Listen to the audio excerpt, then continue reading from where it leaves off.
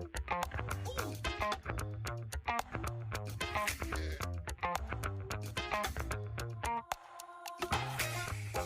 listening to the Roundin Third Baseball Podcast, presented by Beyond the Monster.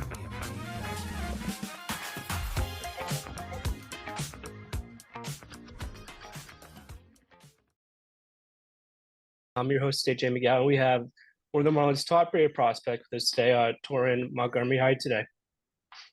I'm good, man. I'm happy to, we got some time to talk some shop. So yeah, glad to be here, man. So my first was going back to your college career. I know you started at Boise State, and that was when their first season for varsity since 1980. What was it like to be part of that? Yeah, I mean, like you said, since 1980, there was no baseball program. So, being a part of that startup, and actually there was for a couple years there, they had brought some guys in, guys who were sacrificing a year, of their eligibility, just to be able to grow that program. But man, I remember I didn't even realize how good I had it. Starting off because, college baseball, it can be tricky, but, and being a part of a brand new program, we were able to start something original, tremendously unique. And, the coaching staff, all the guys, I remember my time there, very fondly. So, there's no doubt I wouldn't be where I am today, without that, despite it being, shortened. Still very grateful for that. Did they have a blue field when you played for them that year? So no, but that was because we were just starting. So we played at the Boise Hawks facility, former affiliate, and now they're independent ball. I think they're in the Pioneer League, but they were building a stadium and it was going to have blue turf. So we were all bought in on that. I thought it would have been really cool. Like I said, like super unique. It obviously didn't work out. They got a few feet in the dirt and then COVID hit and just didn't work out. So it's all right though. I remember just watching their football program. Whenever I see their games on TV, that's the one thing that always stands out to me. Yeah, no, that place is awesome. Like I remember just going to football games on that Smurf turf and like brings a certain type of electricity to it. So definitely miss that. Yeah. Then after that, you spent some time at Mizzou. I was wondering, how were some ways you were able to improve your game during your time in Missouri? Yeah, I remember, just towards the end of my time at Boise, obviously I was young, 18 turning 19, really started to learn control of my barrel, working throughout the field. And then when I got to Mizzou, totally different experience, but one that also benefited me a lot. Playing against the top competition in college ball in the country, working with, some great coaches, program that we really worked hard to improve at my time there. And for me personally, I felt like I saw a lot of growth just, being around the game at, a high level, improving myself, improving my, mental state throughout the game. Everything that went into it was just a test and dealt with a lot of adversity. But I came out a lot better. So grateful for my time there just as much. And I know you kind of had a unique draft process because you were drafted by the Marlins twice. So what was it like to go through that a second time? Was it kind of a full circle moment for you? A little bit, yeah. I remember out of high school, obviously I was committed to Boise State. I was really excited to get over to that program. My name got called. Had some conversations with the organization, but eventually decided to choose college ball. And then there's a lot of, as the organization does, they'll make changes throughout the years. And 3 years later, I actually ended up talking to some of the same scouts, that were looking at me in the Northwest area, but now I'm in the Midwest area, so there's a little bit of a disconnect there. But at the same time, it's like, yeah, you could tell there's good people around, that are really rooting for you and want to see you do big things. So when the time came to join pro ball when it was the Marlins, it just made perfect sense, and it's been great since. And were they the team that showed the most interest the second time you went through the draft process? I I would say so. I mean, sometimes you're left in the dark, and I Yeah. know for a majority of guys who end up getting drafted, they might not even know it. Uh, but for me, it was another kind of unique story because, kind of sitting around, wondering, those doubts run through your mind. Am I going to have to go back to school for another year? I really want this opportunity, but I want it to be, a good fit.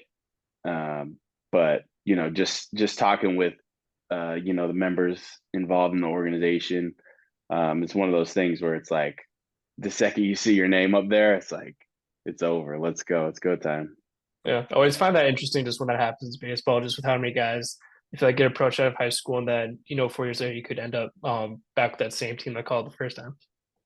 Right. Yeah. And like I said, I really didn't have any idea.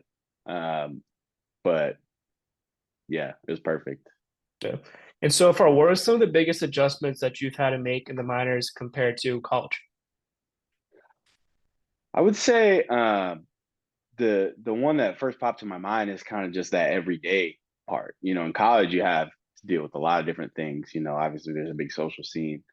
Um, but apart from that, there's, you're playing Friday, Saturday, Sunday, maybe one time during the week. You get to pro ball and it's every day. And it's almost like the second you can get out there, it's, the best way to learn how to swim is to jump in the water. So uh, I feel very fortunate, I'm very grateful, for everything that's happened, but it's that everyday grind, and it's a bigger mental test. And, obviously the game gets better. So as things speed up, you try and slow it down. The better you can do that, the more success you'll have, and the more that you'll be able to keep your mental almost on that same level, to keep on moving up. Have you got any advice from anyone in the Marlins system that's kind of stuck with you the last couple of years? I actually remember, it was probably during my first week, right after I got drafted. I was talking with, our hitting coordinator, Tom Slater, and we're just talking the game, and he comes up to me, he says, uh, "Hey, you got to take something good from every day, because like you're gonna have great days, but there's a lot of days where it just feels hard, and you might not have had a good day, but there's always something to learn. There's always a win that you can take away, whether you went 0 for 4 or 4 for 4. You got to walk away knowing what you can do better, and how you got better that day. That piece of advice, has always stuck with me, because when you think about it, I mean, over the course of a long year, you got to take something positive from it. And I don't even know if he remembers that conversation, but that's something I still think about. The cool part is, like, it's every day, where I get something, and you figure out the rhythm of the game, and kind of the speed that you want to play at. You find out more about yourself and the speed that you want to play at. Um, and yeah, I mean, every day is a great lesson, and try to take something positive from it. Yeah, that's one thing I love about baseball. I was watching a movie last night, and one of the things that one of the characters said, he was like, "Yeah, going 3 for 10, it's a good day in baseball."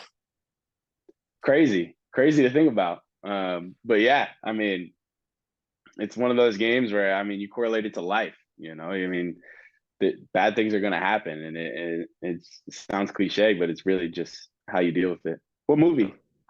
It was, I think it was The Catcher Was a Spy. I think it was about, it was like a world, Okay. it's on Netflix. It was a World War II movie about a guy who was a catcher for the Red Sox, and I think it was probably like the 40s. and then they kind of just recruited him because of his athlete and because kind of a lot of his intellectual background.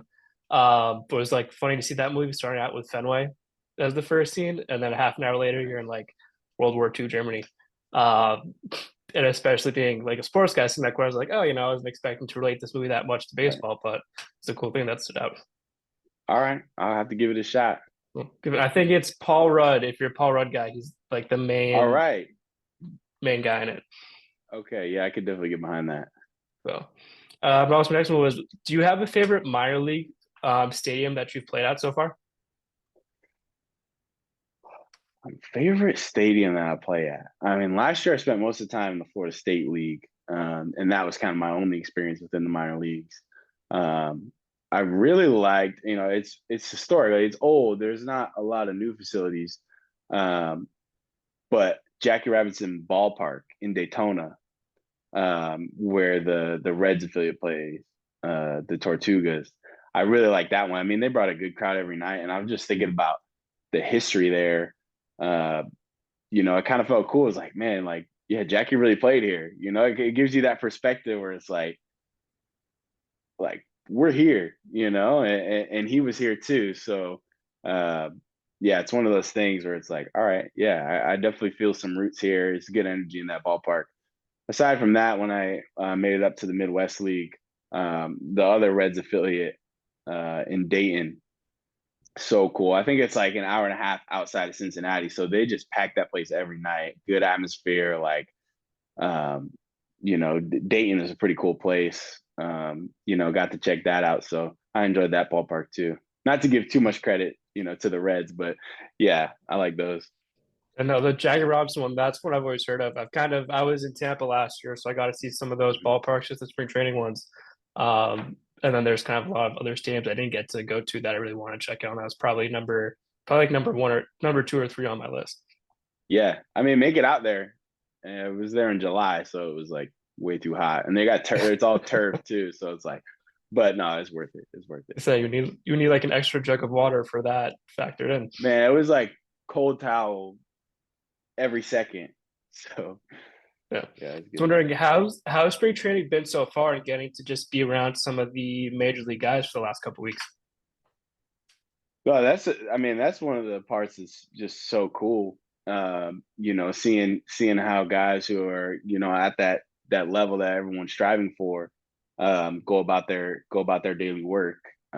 Even just, talking in passing, it's like, all right, what can I learn from these guys? Because, obviously they did something right, and wasn't too long ago that they were, in the same spot as us. Um, I love this organization. So, uh, coaches, all the other staff, and then obviously the big league guys. Like, spring training is a cool time of the year. It's hectic. Yeah. Don't get me wrong. But just starting out, like, I feel like I've gained so much perspective just from my first full year last year.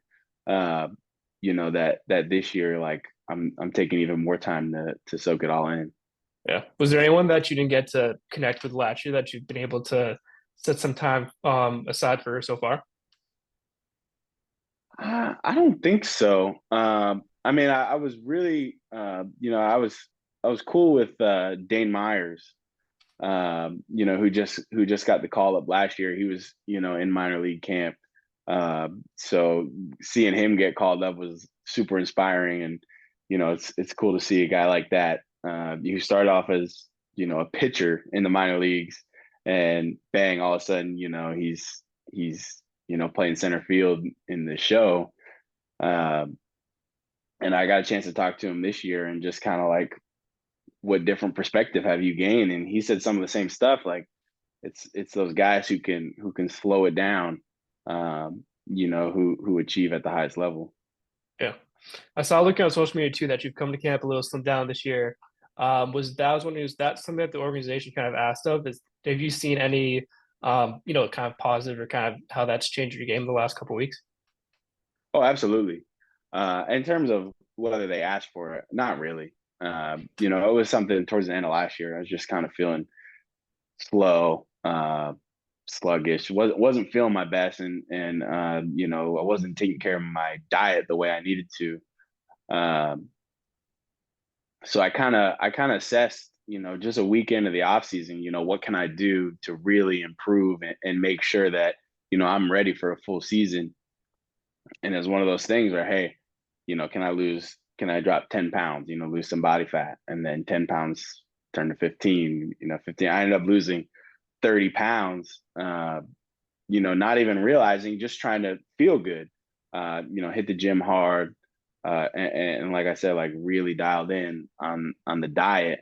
And so far, like it's night and day, the way I feel just in terms of athleticism, the positions that my body's getting into, different ways that I can move and feel better on defense and just all facets of the game. Like I've seen big differences so far. So I'm not going to slow down with it. It's not one of those things where you could just kind of take care of it and let it go. I got to still hit it hard.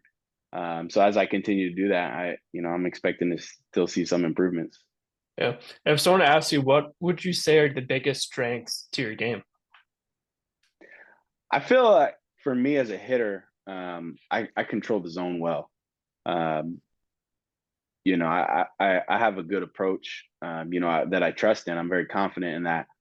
And that's one of those things where, if you can feel confident in that, then, you have a good chance every time you go up to the plate. You're not going to have success every time, but, if you can hone in on controlling the zone, having good discipline, then yeah, I feel just as confident in my abilities, um, to keep improving. Yeah. I was talking about earlier, just watching some of your college highlights and some of the home runs you hit at Mizzou. I would not want to be a pitcher facing it. Yeah, and that was one of those things like I said, I mean, I'm trying to improve my body and I feel like I said I can control the zone well. I feel like I can, swing at the right pitches and do damage, with the ones I get. But even more so now, just driving the ball properly, whereas maybe in college or, even a good chunk of last year, I can control the zone, I can hit pitches hard and, hit them where I want to, but it's the practice of hitting it properly and doing that consistently. So now I can get more, loft on the baseball and start jogging a little bit more. Yeah. And with opening day just a couple weeks away, do you have any goals for the 2024 campaign? Yeah, and just kind of bouncing off of that, it's one of those things where I want to drive the ball in the air consistently. In my work so far, I've had a good focus on that, working with different coaches and gaining all those perspectives. Just driving the ball in the air consistently is one of those things that I'm really excited to do more of this year. Yeah. They have two kind of non-baseball questions. First one is, if you weren't playing baseball, what do you think you'd be doing instead? It's always a tough question for me because like my whole life has just been baseball. It's just like I just love sports. Like even in my free time, I just turn on a game, like whether it's NBA, NFL, sometimes even hockey. But I was just like everything I've done has always kind of been centered around baseball. So I don't really know. I've always felt like I have a good way of always improving the mental side of the game. And in college, I was a psychology major. Not that I had a direct path that I was looking to follow, but it's one of those things where the mental strength is such a huge part of what we as athletes do every day. So talking with different mental coaches and mental performance coaches, that's always been something that I've been interested in. But yeah, I can always see myself just being around the game. Yeah, I have a couple of friends that majored in that in college. I remember them just kind of telling me the class they took, or kind of seeing the stuff they had to do. I was very impressed. I was like, I could not imagine, trying to go into someone's mind or some of the stuff that they went through. Yeah, it's hard. It's not one of those things where I can, directly think what you're thinking. But we all kind of have that one centralized, mind where, if you can tap into what you got to the best of your ability, you're going to have success, not just athletically, everywhere. And I think you probably had the best, or probably one of the best first jobs compared to most. I remember mine was working at Papa Gino's at 14, just as like the register guy, because I don't even let you touch the ovens until like you're 17-year-old. So that was just a great summer. I know you took photos for the Seahawks for 2018, 2019. I was wondering, what was that experience like? And do you have a favorite game or kind of a game that you worked out that stands out to you? Oh yeah. Yeah. So like you said, I was, fortunate to get a job as a photographer's assistant. I knew the head photographer for the Seahawks for years. And he came up to me my senior year of high school, and he offered, hey, do you want to help me out, be on the sidelines? You can get paid. And it was my first job, like you said. So I was basically out on the sideline for every home Seahawks game in that 18 and 19 season. They didn't, really ball out that season, like you would kind of expect the Seahawks of, those years to do. But in terms of a favorite game, yes, that's a great question, because specifically I remember it was Mahomes versus Russ, Sunday night football, and it was just like a different energy in that stadium. Obviously, that place gets so loud, but seeing Mahomes go versus Russ, and I just remember I was locked in. I almost forgot I had a job to do, because I was just like enamored as a fan. Like, wow, like I'm really here, like, feet away from, these, the greatest athletes in the world, watching them do what they do. So I still think about that, and, that kind of the greatness that, what's the word I'm looking for, exuded, and kind of put out there. And I still, try and incorporate that, into my game. I actually, just working with the Seahawks, I got to, meet Pete Carroll, Russell Wilson, and it's like you see the culture within that organization, at that time, and it was just it was something that you could feel, just talking to them, and I'm just a high school baseball player at the time, and it felt like they really cared, about who you were and what you were trying to do. And, if you can reciprocate that back to them, it's one of those things where it's like, yeah, there's something special here. So it's cool. That's good. I would always get that impression on TV, and I feel like, especially for you, I mean, that was kind of like prime Russell, especially with the tap in a couple years. A pretty good year to get that gig. Yeah, you don't even realize, like, you watch it on TV and you get a little bit of a sense, but when you're actually there, it's like, whoa, like these guys are legit. So yeah, it's cool. It's a good experience. And my last one is, if you could pick out one baseball memory, whether it's from college or the minors, what's kind of one game or one memory that stands out to you? One game or one memory?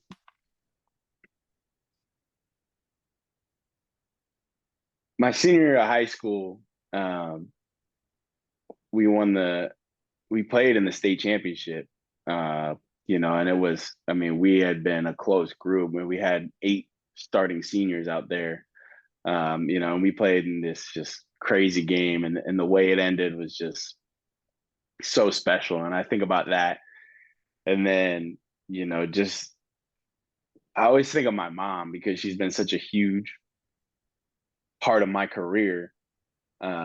And just being able to, see her and see just the excitement that we shared, this excitement, the whole group, but just seeing my mom and sister, in those moments is like, it's one of those things that just like, it gives you chills every time, because it's like, this is why I do it. So, always think about my mom when it comes to that stuff. But in terms of one game, like that state championship, like, that's something we'll never forget. Yeah. Have they made it down to Fort Myers yet at all? Yeah, they've been out. They've been down here to Florida. It's a long trip, and my sister's in high school right now. but yeah, they've been down a few times, and they even came to visit me in Beloit last year. So I always feel like I play better when they're there, whether it's true or not. But it just like there's just something special about having your two most important people in your life, watch you do one of your favorite things.